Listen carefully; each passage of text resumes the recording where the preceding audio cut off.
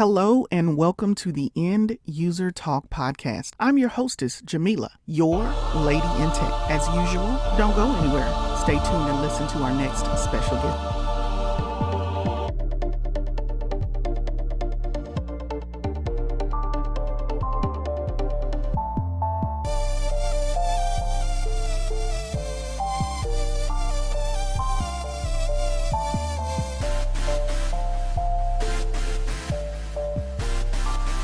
Welcome, ChelseaBytes, to the End User Talk podcast. I want to thank you so much for taking time out of your very busy schedule to join me on the show today. Oh, it was a pleasure. Thank you so much for having me. Initially, when someone joins your stream, they see the title, The Girl with the Hair. What was the inspiration behind that? So when I got on Twitch, it was always, oh, wow, your hair, right? And I wasn't expecting that. I wasn't expecting people to go straight to the hair. That was just, I see my hair every day. That's just how I wear it. And, you get the off comments in public now and again.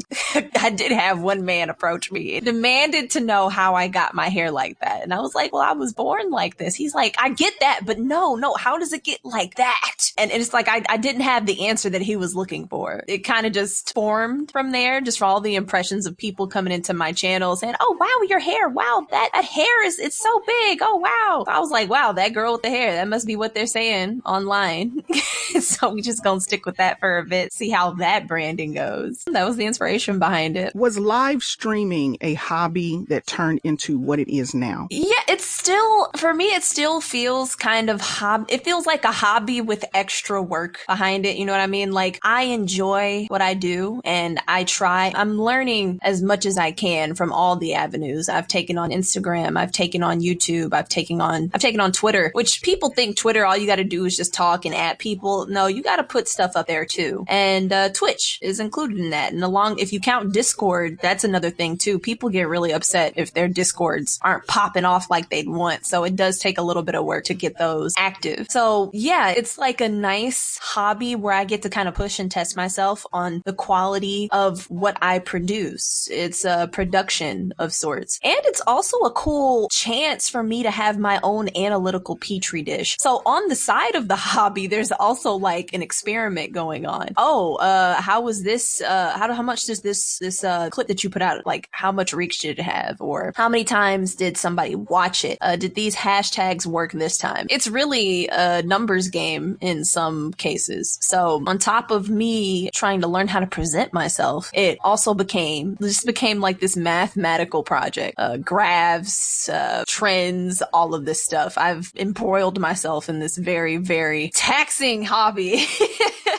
Right. Yeah. It started off like that, and it still is a hobby that I can definitely call it my most engaging hobby out there. I'm glad you used the word engaging. I am new to Twitch. I'm still learning and getting introduced to different types of streamers, personalities. What really kind of grabbed my attention, I noticed that you actually look directly into the camera and you speak to the person like they are in front of you. Wow. Talk about engagement. I must say, one, it felt welcoming, and two, it felt like, oh my gosh, can she see me? Let me get my hair together. But was that planned? No, it's funny. It's really, that was also one of those things I wasn't expecting people to talk about. When I was first I'm still building up my community, but from the very, very beginning, that was what people pointed out more than even my hair. They were like, why are you staring into my soul? And I was like, well, I am looking at you. It feels right to look at somebody in the eye when you have a conversation. And I think, I personally think that it just comes from my past experiences. I did on camera work when I was young. A lot of it required me to look directly at the camera because it was more presentation type and you were speaking to the audience through the camera. So I guess that just kind of stuck with me, but I've never been the person to kind of just stare off and not look at somebody, because I've been in streams where I'm like, well, this person ain't even looking at the camera. I don't even feel like I'm a part of this stream. I'm just here for the ride, I guess. It never made me feel like I was a part of it. it. So yeah, it wasn't planned, but it's definitely more honed in on now. I definitely am more aware of it now than ever. Well, inclusion these days is the key. So you do a great job. I must say, I mean, like I said, I'm new to it, but you do a great job. Again, it is pleasant to see. Aww. Do you find it difficult to be taken seriously as a Black and also female gamer? It's easy to feel like you're being slept on because you're a female and because you're Black, because you can look at the viewer list on any channel. When you go from, if you sort it from highest to lowest like they used to do on Twitch, now I applaud them. Twitch has now moved to recommended for you. So it's not just the people with the most viewers at the top of a channel or a category. When it used to be like that, you would be at the top row and you wouldn't see a lot of you, really, and you'd have to keep scrolling down and down and down and down until you finally start to see, more of people that you can relate to. On top of that, you'll have people who will just come in and they'll just be like, oh, wow, a Black girl, finally. They'll just come in with their remarks like they normally would. Now, of course, I hold myself to a higher regard, so I don't see, I understand that it may cause a different reaction than other streamers. I don't see my skin or my gender as an obstacle because I know that what I put out can trump any of that. But,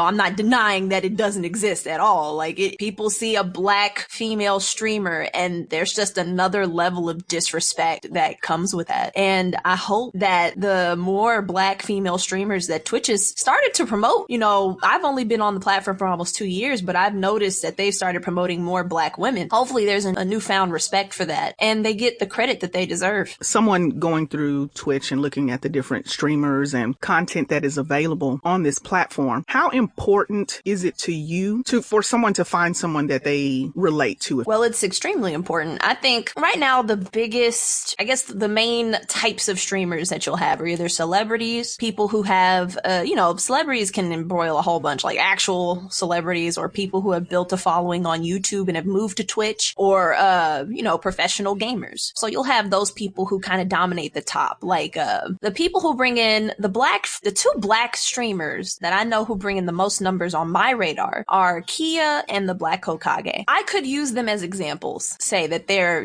the best representation on Twitch. And that's like the quickest way that you'll find a Black streamer that you can relate to. But they were YouTubers and they had thousands, if not millions of followers before they moved to Twitch. So the journey is different for them, for YouTubers, as it is for, somebody who starts on Twitch. It's really important that we're able to relate to that or relate to the streamer that you find, because it's easier for me to relate to somebody that I watched grow on this platform and I was already interacting with them from the beginning, or at least even halfway through the journey. There's just something about streamers. It just comes, it's like they learn that more naturally than a YouTuber would. I don't know what it is. It's like if I go into bigger streamers who might have come from YouTube stream, it feels like I'm just in, any other big stream. But if I came into, let's say, like Cup of Noodle or Story Mode stream, there's actual interaction there. It feels personal. It feels like I grew with them. So yeah, I think it's very important. You'll get more quality from that relationship. It feels more genuine. You're gonna get more out of it just because it's personal to you. That makes sense. You're a gamer. What are your favorite types of games? So if you ever watch my streams, and I know of course you have, but we tend to lead for some kind of violent games. We're very action RPG focused, so things like Uncharted. Right now we're playing God of War, which has put me through the ringer for the past couple of weeks. We've played what other series have we played? Lara Croft, Tomb Raider. That was really violent. Sometimes I think I had to actually I dropped it because I was like, wow, they have really abused this woman. Yeah, we're very action RPG focused, but we did some Telltale from time to time, and I'll pick up some new titles. I picked up Doom Eternal. That was awesome. But some games, you pick them up and you're like, wow, I'd really enjoy this offline. So I ended up playing it and beating it offline. and the stream would shame me for that. They'd be like, you can't play games without us. But yeah, those are my types. I like action RPGs. I like very, very interesting story-based games because I think games are just made better with a narrative. It's kind of like watching a movie, and I have to say, I'm not a gamer. I'm terrible at it. I think the storyline, the plot, the characters are very important. Mm-hmm. They're great. In addition to being able to keep your chat during your streams engaged, do you happen to have an honor or recognition system for those who subscribe? So we have those things called perks, like subscription perks. You have a whole you can do anything under the sun, honestly. Some people keep it really, really simple. They don't want to do anything extra. They're just saying, oh, hey, if you sub, you get these emotes and you'll get a smile from me. Hey, and that's all the reason they need for you to subscribe to them. Now, I know me, and I will want more than just a smile and some emotes if I didn't subscribe to your channel. My perks have slowly evolved over the few years. I'm hoping that I can kind of bring more and more quality to that subscription because I really want it to mean something. Like if you subscribe to ChelseaBytes, then that means this. And right now, subscribing to me means that you'll get, and what I wanted it to stay as, COVID kind of threw it off for a bit. I want it to mean that you'll get a personalized letter from me and you'll get some emotes, of course. You also get, I was passing out these cute little codebreaker badges. Depending on how many times you had subscribed, your luck would increase and you'd get more and more rare badges. So of course the purple were, I don't want to say basic, but they were more common. And then the gold was the most rare. So, people who had subscribed more, they got more of a chance to get the nicer badges, I'd like to say. And that was just my way of rewarding people who stuck around. I would like to expand that into something more convenient and more visual and more interactive. I would love to put my subscribers on their own personal website where they could show off how long they've been subscribed, what tier they're at, like their streaks and things like that. There's so many analytics that you can work with. I'm hoping that I can keep bumping it up. I'm not sure exactly what the future will hold for perks, but that's where I've been kind of leaning towards. I'm really excited to get the website going. When I subscribed, I didn't even know what I was doing, to be perfectly honest. I just clicked a button. You took the little purple badge, you put my name on it, Lady in Tech, and you stuck it on your mic the whole stream. You were my first tier 2 subscription. And I know you may not have completely understood, but you did it. And that meant so much. So you had to be the forefront of that stream. And I have your badge. I have so for people who don't know, I have a printout of a computer, of a build that I love. It has one of my favorite liquid cooling systems built into it. It's kind of what I aspire to build in one of my PCs. So I have your badge on the power button because you literally you literally keep this thing going. It was just awesome, and I had to put you on the front because I was like, well, she done showed out today. We gotta show off. But yeah, stop making me blush. Oh no, don't blush at all. That was amazing. That was so amazing. I do need to update my emotes. I need a tier 2 emote. Sure. But yeah, when you do a tier 2 or a tier 3, there are supposed to be extra perks that you get. There's supposed to be something that you get for that. For my tier 2 and my tier 3 subs, I was planning on doing like a different type of code breaker, like a super ultra color, like an exclusive design that nobody else could get. And I would put that on my actual computer, not just on my printed board. Yeah, I've been kind of working back and forth on what those perks should be. Yeah, they definitely give you more power in the stream. I was thinking about giving more sound effects, things like that. Yeah, no, that was awesome. You really blessed the stream that day. Well, thank you. You know what, Chelsea? You are more than just a young woman who plays games. You're kind of intelligent too. You have a computer science degree. Am I saying that correct? Yes, you are. Absolutely. Was this always your degree path? I've always been interested in computers. I always told my mom mom I was going to build a robot that was going to save the world, or some sort of artificial intelligence that was able to do all your laundry for you, because I hated cleaning. You know, I didn't know that AI couldn't do laundry. Then I was just like, it fixes everything. I was always interested in computers. I started in computer engineering because I figured that I would be more apt to hardware. My dad is an HVAC. I liked pulling things apart and putting things together. When I went through my first year, I saw how it was kind of restricting, kind of limiting. You know, you can only get the best type of hardware, and you're not going to reinvent the wheel in, you know, a month or so. So you got to work with what you got. When I went into computer science and I saw what they were doing, it just seemed more relaxed and fluid, and you could approach almost any problem through programming. So then I kind of switched gears into that, and then it kind of led to me being hunched over my computer, just spending the late hours coding up some weird, strange problem. And I was like, well, I gotta find a solution to this. So yeah, it changed. It seems slight, but it did change dramatically. I went from putting parts together to making the parts work together. Yeah, it's really changed my whole life, honestly. It's been a ride. What coding or programming languages are you proficient in? I am very proficient in Java and C++. Now, I have delved into other languages such as R, MIPS, MATLAB. I think I had to work through some C# once in a while and some JavaScript and CSS, HTML, you know, things that they introduce to you in general programming in college. And some probably have messed with it in middle school or high school even. But yeah, those are my preferred languages, Java and C++.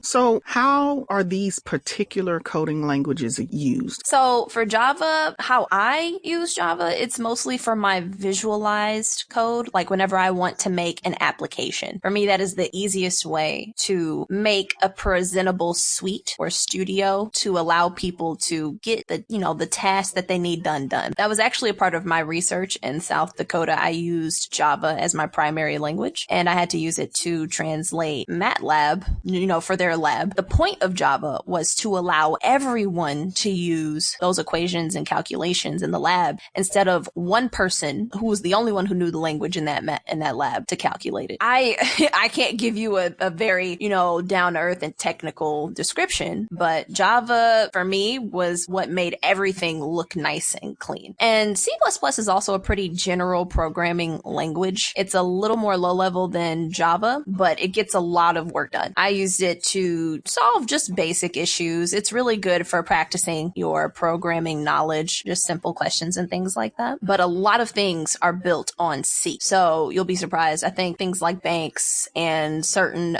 systems and softwares are built on C libraries, and C++ is a part of that. You'll be surprised where you'll find a job there. How do you think we can make the Black presence more attainable or viable in the tech industry? Well, with that, I need a lot of the work needs to be done on our end, and I don't say that as, oh, we need to do more for ourselves. We already are. There are a lot of great examples of Black creators. I'm sure I haven't even found, of course I haven't found all of them. There's always a new one popping up every day with a new set of skills and amazing talent, a lot more to give than probably I would. What needs to happen is there just need to be more companies picking these creators up. I've been lucky enough to have landed a couple of opportunities during my time streaming. In the end, it's all about visibility. I think part of it comes from us. We just need to share more of our work all the time. It's really hard to tap into social media because there's that thing, you know, sometimes it's just, it holds you back. It's like, oh, what if they don't like this? You know, I don't have to post something every day. I can just post something like once a week and they'll like that too. You just got to break out of that mode, be confident in your content and share it as often as possible. If you could do it every day, I would recommend that, because in the end, the visibility is what's going to propel all of these creators. You'll be surprised. When I was streaming at like maybe 30 viewers, there was a company that picked me up then because they were actually looking in the weeds of Twitch. So always just be prepared to always feel like someone is watching you, because there are opportunities that you are not aware of that are just kind of flying in your face. That's great advice. So let's kind of wind this down a bit. What does Chelsea Bytes do in her free time? Oh, Chelsea likes to eat. I like to eat, so and most of that time is spent cooking, if not taking care of my fur babies. I have 2 pets. So it's always walking, it's always petting and, brushing and making sure that they're okay. But I also like to play games with my friends, and they're not necessarily video games. It's the father of games, TTRPGs or like Pathfinder and D&D. Those, what people call the original nerd game. So a lot of my time is spent role playing, and with role playing even comes cosplaying and just other things like that. I'll do a lot of anime. I watch tons of anime every week. Honestly, I've had to schedule it out because there's so much to watch now. But yeah, anime, gaming, we're talking and we're not even looking at a screen. We're just imagining together, and cosplaying. That's what I do in my downtime. What is cosplaying? So cosplay it's kind of blurred. A lot of people would look at cosplay and be like, oh, they're just dressing up as like a character. So some people consider cosplay as like, you dress up as Jack Skellington or Cosmo from the Fairly Odd Parents. For me, cosplay means you are dressing up as an anime character or a video game character, something that is fantasy. I think what is the best example for this? Like if somebody dressed up as Jessica Rabbit, that's a cosplay. I will take that because it's like a cartoon. That's a cosplay. So it's almost like dressing up for Halloween. And similar people to would that. die if they heard you say that. They'd be like, no, it's not like dressing up for Halloween. For me, it's like you're becoming a character. I know fuel that love for characters and stories that you get to, finally watch because you started reading them from a manga. But to see an emotion and to see the colors and everything on one of your favorite characters is different. People will dress up and role play that character. We're not just Jack Skellington. We are Jack Skellington. However far you want to take it is up to you. If you want to do a modified cosplay, it doesn't have to be accurate. It doesn't have to be on point. Like if it's something casual, that works. People make cosplay what it is, which is why I don't like to really give it hard rules. Like my only hard rule is like, okay, is this a fake character? Okay, great. Like that's, as long as it's not like, a celebrity, because that's not a cosplay, then and we're in the money. But yeah, that's cosplay. If you ever, what Dragon Ball Z is? Yes, that's not one that I can actually get into, but I am aware of Dragon Ball Z. Perfectly fine. You do not have to get into Dragon Ball Z, but you see the characters. People will dress up as those characters, and that is cosplay. Okay. Well, I do know anime. My children have, changed my whole perspective and view on a number of things. I did an interview with Kainonat, who is also an artist. I mean, he's an amazing artist and he does a lot. And he also mentioned Dragon Ball Z to me. He said that's what got him into art, but he mentioned cosplay, and we discussed the fact that some people think Black people don't belong in this area. You really got me with that one. It's very true. A lot of people think that you have to be a pale-skinned person to cosplay any of the characters, and they think that you have to belong. And that's why I said cosplay is not something that has to be completely, I don't even want to say the word accurate. It doesn't have to be exactly as the artist originally made it to be. So it irritates me when people think, oh, you're Black, you can't cosplay Sailor Moon. You're probably more of like, you could cosplay the Black Cat instead. That really makes me just want, to lash out, because I'm like, how dare you? How dare you? How could you have just the ugliness in your mind and heart to tell somebody that they can't be creative and do what they want because it doesn't fit in your view? So yeah, that is a huge problem in the cosplay community. I even put a picture of myself doing like a really light Sailor Moon cosplay, and somebody did have the nerve to tell me that, oh, well, you look more like this. And I was like, well, I said what I said, and I'm cosplaying as Usagi, all right? And you're just gonna have to accept that. You'll see some really ugly stuff, and sadly, it always leans more towards people who are darker or people who are bigger. I want people to not look at that as a problem with themselves, but just to really show you how twisted people can be. It says more about them than it does about you. And if you cause that reaction, then that's not a bad thing. That means you did what you had to do. You left an impression, and you need to go ahead and just come back even stronger with that next one, because nobody's going to tell you what you can do at all. And the downside to that is these are fictional characters. Exactly. They're not even real. So they could have been anyone, anything. Mm-hmm. The perfect example that we can point to is The Little Mermaid, and I can't remember the young lady's name at the moment. They cast her as the new mermaid for the upcoming Disney movie. And literally hashtags were flying around. Hashtag not my Ariel. And sadly, from our own POC community, it was a big deal for a while. I think it was around last year or so, whenever they made the announcement. One of our members of the POC community, or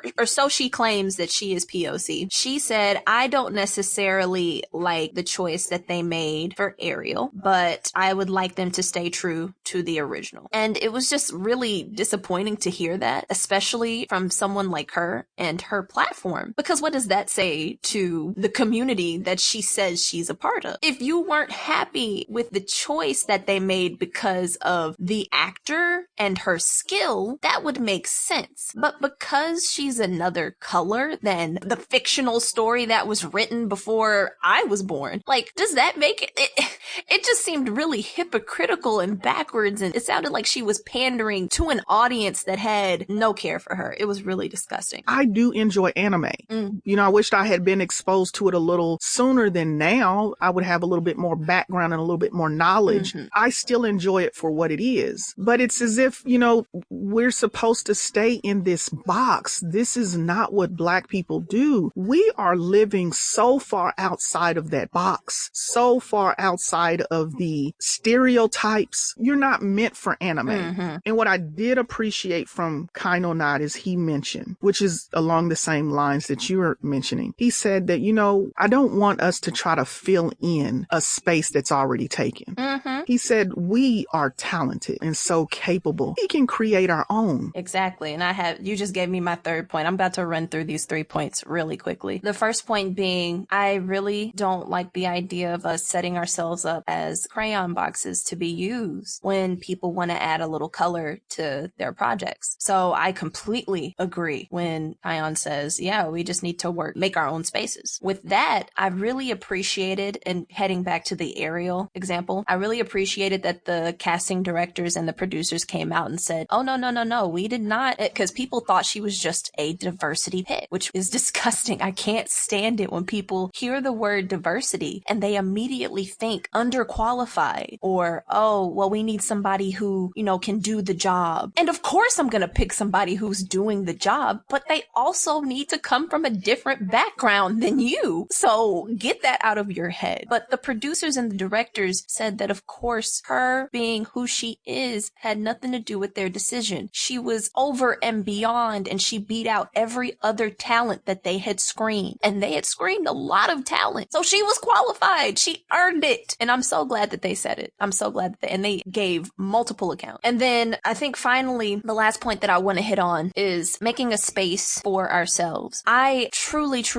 want to, and that is the goal for everything that I do. I want to ascend any platform that I am holding to, anything that I guess is taking advantage of what I'm building, like Twitch. Twitch takes half of your income because you're using the platform. And it's a very, very understandable, you know, agreement because you are using their platform. But if I could generate that amount on my own, that's amazing. I would be getting double what I would be making each month because I'm already taking that cut. So for Black people, that is essential, especially essential, because what really irks me is that people take not only credit, but they literally make money off of our work. Whether we get the credit for it or not, they make money off of it. I just really want that day to come where we have our own spaces, where we monetize our own work, and no one else is able to just put their hands on it just because they feel like it. Agreed. I agree with that. We need to be empowered, and we need to support ourselves and invest in us, and again, support one another. What accomplishments are you most proud of? I am very proud of the work that I had done, specifically in 2018. It's like everything kind of came to a head that year. I had been working on my degree. I had been balancing a long distance relationship. I was finally getting some sort of experience under my belt. So, of course, my degree is one of my huge accomplishments, but my publishing my paper and getting married and doing all of that in like the span of a week was nuts. That was insane. So getting married, having my research out there and getting, a label for that, those are some of my greatest accomplishments. It just felt like I was being rewarded for it all at once. And it's weird, but yeah, it did feel like a new chapter. I didn't really believe in chapters, but yeah, that did feel like something was kind of opening up for me. Where do you want to see yourself in 5 years, whether that's personally, professionally, and or with your stream? Whew, man, 5 years. I'm hoping in 5 years I'll be back home and I'll be closer to my family. I have 4 younger siblings and I miss being around them. I literally moved back home when my brother was born because I've always been there to help raise my siblings. So it felt strange to not be home. I'm hoping that, I can have my own comfortable home there. It'll be my first home. And that'd be nice to be in Austin, honestly. That would be a great place to live. But professionally, I'm hoping that I will be a full-fledged environment artist, a 3D environment artist, building models and rendering and all of those things. And also being able to stretch my skills as not necessarily, I don't want to say a web designer, but, web development and things like that. Just kind of seeing where I fit in programming because it's always morphing. It's always changing. I still want to dabble in augmented and virtual reality. So there's a wide range there.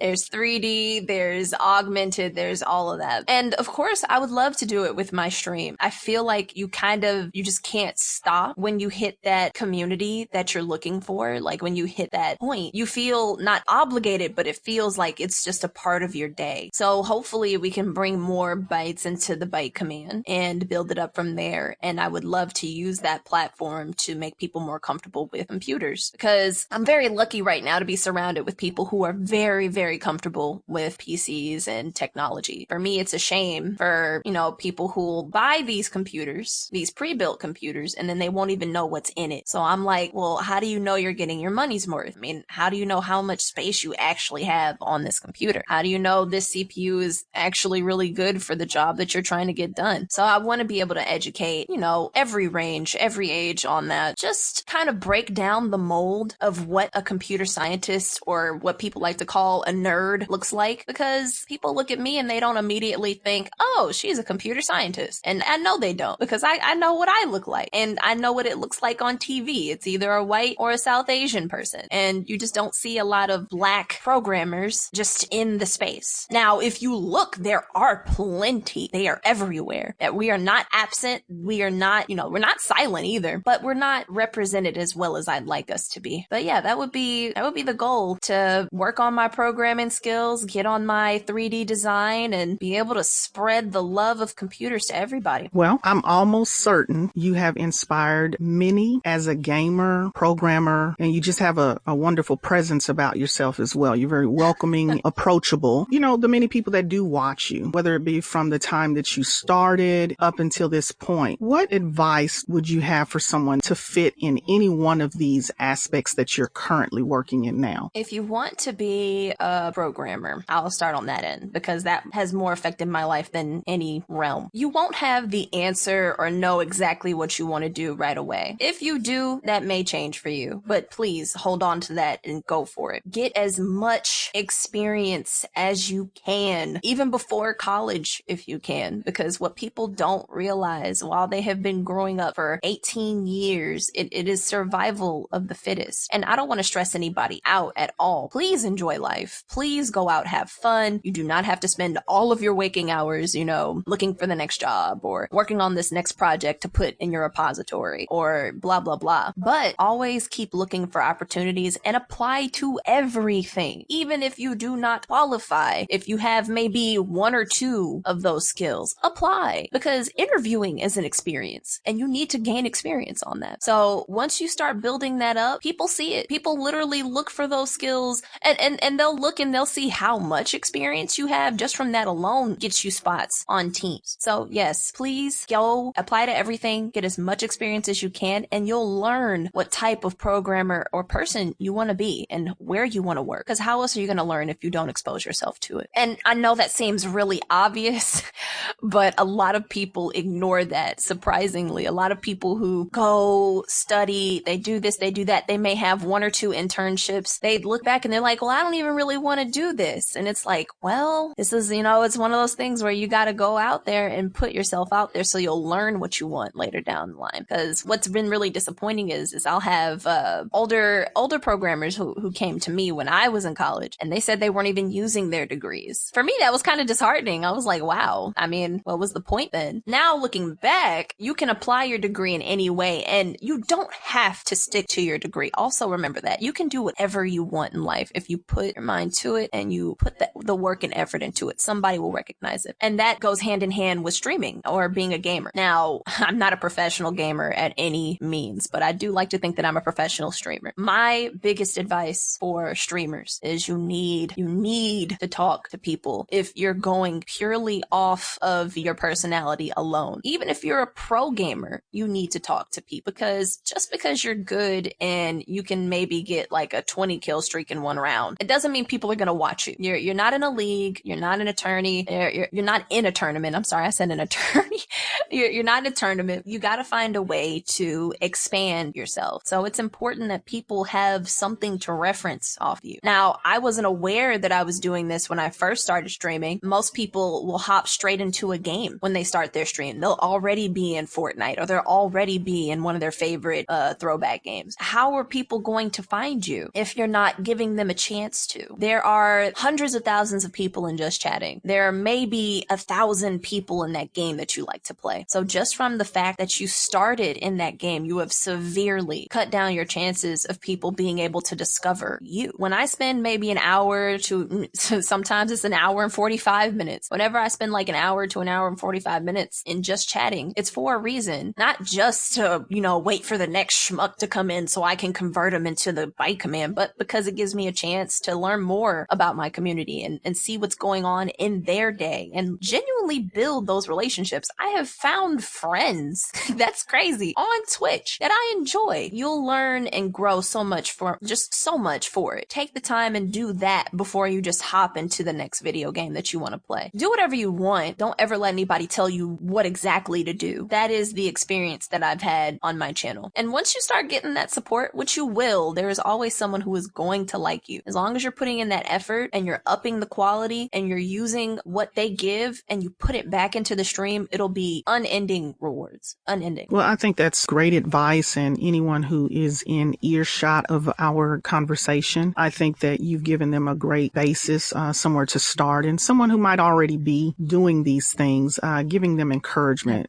Sometimes we forget that people need to be encouraged. Things aren't easy. This is not, although we want things to be quick and fast and you get from point A to Z in, 60 seconds, right. It's not realistic. Yes. And so we have to kind of put perspective on things. And, I think it's good to let people know the truth and also let them know that you're going to have ups, you're going to have downs. You do need to, a lot of times, reinvent yourself. Lord knows I've had to do that as well. So you've discussed a lot of platforms. Where can people follow you? Oh, you can follow me on Twitch at ChelseaBytes. You can follow me on Instagram at ChelseaBytes. You can follow me on Twitter at You can follow me on Twitter at ChelseaBytes. I also have a YouTube as well. I think I've just hit all the platforms, and we have a Discord. It's called the Byte Command. You can find all of these socials on my Twitch channel or my Twitter if it so pleases you. I try to be very easy to find. Chelsea, I have to tell you, I thoroughly have enjoyed all of our conversations, and You and I have gotten